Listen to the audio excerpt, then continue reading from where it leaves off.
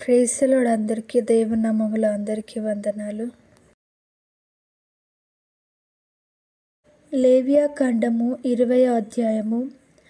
మరియు యెహోవా మోషేకు ఇలాగు సెలవిచ్చెను, నీవు ఇశ్రాయేలీయులతో ఇట్లనుము, ఇశ్రాయేలీయులనే గాని ఇశ్రాయేలు ప్రజలలో నివసించు పరదేశులే గాని ఒకడు ఏమాత్రమును తన సంతానమును మోలెకుకు ఇచ్చినెడల వానికి మరణశిక్ష విధింపవలెను. మీ దేశ ప్రజలు రాళ్లతో వాని కొట్టవలెను. ఆ మనుష్యుడు నా పరిశుద్ధ స్థలమును అపవిత్రపరచి నా పరిశుద్ధ నామమును అపవిత్రపరచుటకు తన సంతానమును మోలెకుకు ఇచ్చెను గనుక నేను వానికి విరోధినై ప్రజల నుండి వాని కొట్టివేతును. మరియు ఆ మనుష్యుడు తన సంతానమును మోలెకుకు ఇచ్చుచుండగా మీ దేశ ప్రజలు వాని చంపక చూచి చూడనట్లు తమ కన్నులు మూసుకొని నెడల నేను వానికి వాని కుటుంబమునకును విరోధినై వానిని మోలెకుతో వ్యభిచరించుటకు వాని తరిమి వ్యభిచారము చేయు వారినందరినీ ప్రజల నుండి కొట్టివేతును. మరియు కర్ణపిశాచి గల వారితోనూ సోదెగాండ్రుతోనూ వ్యభిచరించుటకు వారి తట్టు తిరుగువాడెవడో నేను వానికి విరోధినై ప్రజల నుండి వాని కొట్టివేతును. కావున మిమ్మును మీరు పరిశుద్ధపరచుకొని పరిశుద్ధులై ఉండుడి, నేను మీ దేవుడనైన యెహోవాను. మీరు నా కట్టడలను ఆచరించి వాటిని అనుసరింపవలెను. నేను మిమ్మును పరిశుద్ధపరచు యెహోవాను. ఎవడు తన తండ్రినైనను తన తల్లినైనను దూషించునో వానికి మరణశిక్ష విధింపవలెను. వాడు తన తండ్రినో తల్లినో దూషించెను గనుక తన శిక్షకు తానే కారకుడు. పరుని భార్యతో వ్యభిచరించిన వానికి అనగా తన పొరుగువాని భార్యతో వ్యభిచారించిన వానికి ఆ వ్యభిచారిణికిని మరణశిక్ష విధింపవలెను. తన తండ్రి భార్యతో శయనించినవాడు తన తండ్రి మానాచ్ఛదనమును తీసెను. వారిద్దరికిని మరణశిక్ష విధింపవలెను. తమ శిక్షకు తామే కారకులు. ఒకడు తన కోడలితో శయనించినడల వారిద్దరికిని మరణశిక్ష విధింపవలెను. వారు వారి వరసులు తప్పిరి, వారి ప్రాణాధారము వారి మీద నుండును. ఒకడు స్త్రీతో శయనించినట్టు పురుషునితో శయనించినడల వారిద్దరూ హేయక్రియను చేసిరి గనుక వారికి మరణశిక్ష విధింపవలెను. తమ శిక్షకు తామే కారకులు. ఒకడు స్త్రీని ఆమె తల్లిని పెండ్లి చేసుకునినెడల అది దుష్కామ ప్రవర్తన. దుష్కామ ప్రవర్తన మీ మధ్య నుండకుండా వానిని వారిని అగ్నితో కాల్చవలెను. జంతు శయనము చేయువానికి మరణశిక్ష విధింపవలెను. ఆ జంతువును చంపవలెను. స్త్రీ తన్ను జంతువు పొందినట్లు తాను సమీపించినడల ఆ స్త్రీకిని ఆ జంతువుకును మరణమే విధి. ఆమెను దానిని చంపవలెను. తమ శిక్షకు తామే కారకులు. ఒకడు తన సహోదరుని అనగా తన తండ్రి కుమార్తెని గాని తన తల్లి కుమార్తెని గాని చేర్చుకొని ఆమె దిశమెలను వాడును వాని దిశమెలను ఆమె చూచినెడల అది దురానురాగం. వారికిని తమ జనుల ఎదుట మరణశిక్ష విధింపవలెను.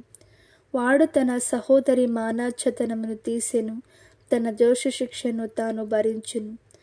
కడగానున్న స్త్రీతో శయనించి ఆమె మానాచ్ఛదనమును తీసినవాడు ఆమె రక్తధారాచ్ఛదనమును తీసెను. ఆమె తన రక్తధారాచ్ఛదనమును తీసివేసెను. వారి ప్రజల నుండి వారిద్దరిని కొట్టివేయవలెను. నీ తల్లి సహోదరి మానాచ్ఛదనముని గాని నీ తండ్రి సహోదరి మానాచ్ఛదనముని గాని తీయకూడదు. తీసినవాడు తన రక్త సంబంధి యొక్క మానాచ్ఛదనమును తీసెను. వారు తమ దోష శిక్షను భరించెదరు. పిన తల్లితోనే గాని పెద్ద తల్లితోనే గాని శయనించినవాడు తన తల్లిదండ్రుల సహోదరుల మానాచ్ఛదనమును తీసెను. వారు తమ పాపశిక్షను భరించెదరు. సంతానహీనులై మరణమగుదురు. ఒకడు తన సహోదరుని భార్యను చేర్చుకుని నెడల అది హేయము. వాడు తన సహోదరుని మానాచ్ఛదనమును తీసెను. వారు సంతానహీనులై ఉందురు. కాబట్టి మీరు నివసించినట్లు నేను ఏ దేశమునకు మిమ్మును తీసుకొని పోవచ్చున్నానో ఆ దేశము మిమ్మును కక్కివేయకుండునట్లు మీరు నా కట్టడలన్నిటినీ నా విధులన్నిటినీ అనుసరించి నడుచుకొనవలెను. నేను మీ ఎదుట నుండి వెళ్ళగొట్టుచున్న జనముల ఆచారములను బట్టి నడుచుకొనకూడదు. వారు అట్టి క్రియలన్నీ చేసిరి గనుక నేను వారి యందు అసూయపడితిని.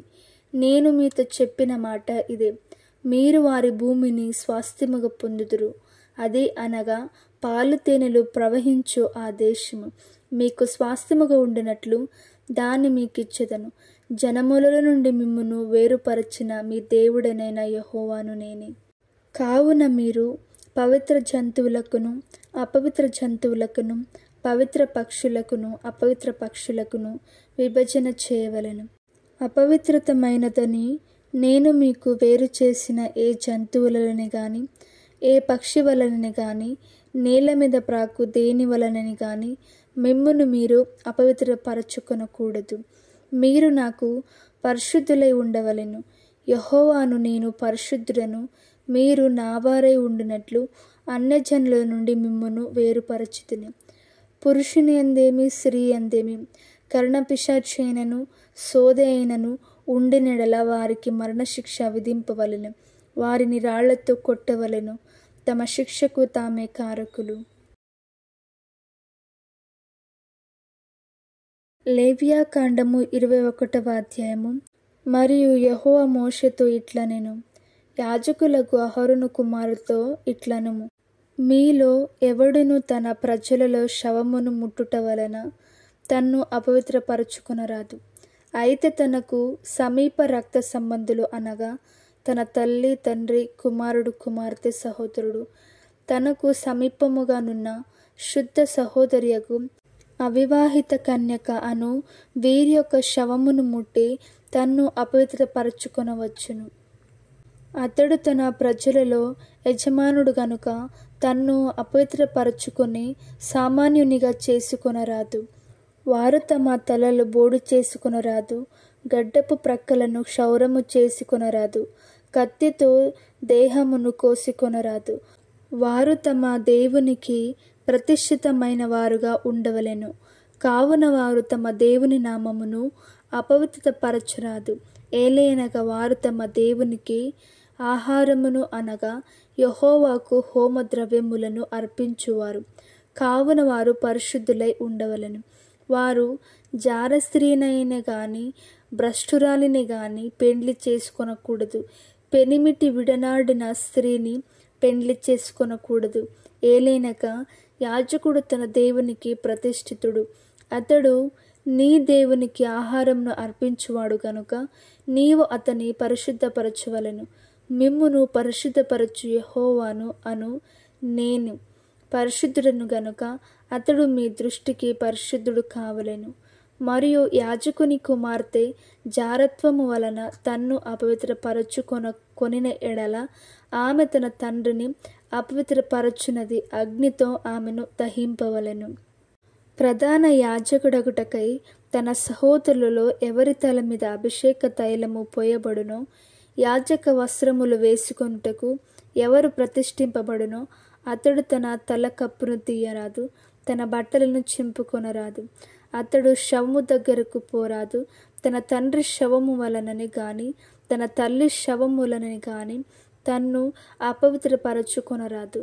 దేవుని అభిషేక తైలము అనేడు కిరీటముగా అతని మీద ఉండును గనుక అతడు పరిశుద్ధ మందిరమును విడిచి వెళ్ళరాదు. తన దేవుని పరిశుద్ధ మందిరమును అపవిత్రపరచరాదు. నేను యెహోవాను. అతడు కన్యకను పెండ్లి చేసుకొనవలెను. విధవరాలినైనను విడనాడబడిన దానినైనను భ్రష్టురాలినైనను అనగా జారస్త్రీనైనను అట్టివారిని పెండ్లి చేసుకొనక తన ప్రజలలోని కన్యకనే పెండ్లి చేసుకొనవలెను. యెహోవా అను నేను అతన్ని పరిశుద్ధపరచువాడను గనుక అతడు తన ప్రజల్లో తన సంతానమును అపవిత్రపరచుకొనకూడదని వారితో చెప్పుము. మరియు యెహోవా మోషేకు ఇలాగు సెలవిచ్చెను, నీవు అహరోనుతో ఇట్లనుము, నీ సంతతి వారిలో ఒకనికి కళంకమేదైనను కలిగినడలా అతడు తన దేవునికి ఆహారము అర్పించుటకు సమీపింపకూడదు. ఏలైనగా ఎవని యందు కళంకముండునో వాడు గుడ్డివాడే గాని కుంటివాడే గాని ముక్కిడివాడే గాని విపరీతమైన అవయము గలవాడే గాని కాలినైనను చేయినైనను విరిగినవాడే గాని గూనివాడే గాని గుజ్జువాడే గాని కంటిలో పువ్వు గలవాడే గాని, గజ్జి గలవాడే గాని, చిరుగుడు గలవాడే గాని, వృషణములు నలిగిన వాడే గాని సమీపింపకూడదు. యాజకుడైన అహరోను సంతానములో కళంకము గల ఏ మనుష్యుడును యెహోవాకు హోమద్రవ్యములను అర్పించుటకును సమీపింపకూడదు. అతి పరిశుద్ధమైనవి గాని తన దేవునికి అర్పించబడు ఏ ఆహార వస్తువులైనను అతడు తినవచ్చును. మెట్టుకు అతడు కళంకము గలవాడు గనుక అడ్డతెర ఎదుటికి చేరకూడదు. బలిపీఠమును సమీపింపకూడదు. నా పరిశుద్ధ స్థలమును అపవిత్రపరచకూడదు. వారిని పరిశుద్ధపరచు యెహోవాను నేనే అని వారితో చెప్పుము. అట్లు మోషే అహరోనుతోనూ అతని కుమారులతోనూ ఇశ్రాయేలీయులందరితోనూ చెప్పెను.